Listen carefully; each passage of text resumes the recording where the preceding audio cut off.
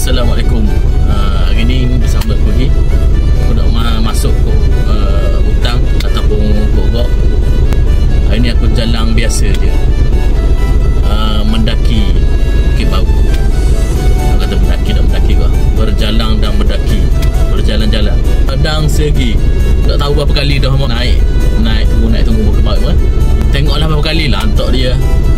Jom kita lacak Zaz suasana Bukit Bau. Jalan Bukit Bau siap dah. Jalan Bukit Bau siap dah. Memang comel.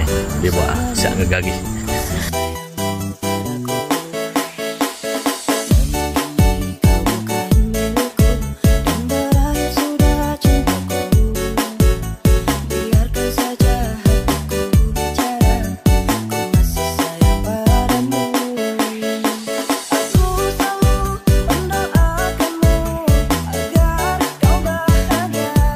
Cuaca nak hujan belakang. Baru nak khabar okey. Baru nak khabar okey. Ni jalan tak baru siap nak okey ni. Baru nak khabar okey. Nak hujan pula. Kita pusing balik. Nak hujan. Cuaca. Cuaca nak hujan. Kita turun balik. Turun. Tak ada. Basah habis tepung. Baru hujan tepung. Tunggu sebelum bahan hujan.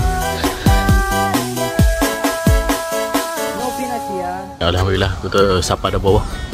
Hari ni aku boleh nak pergi habis pasal hujan gelap. Dekat tu je video aku hari ni. Tapi hari ni nak kata jalan best, jalan baru, tak baru. Okay, jumpa lagi.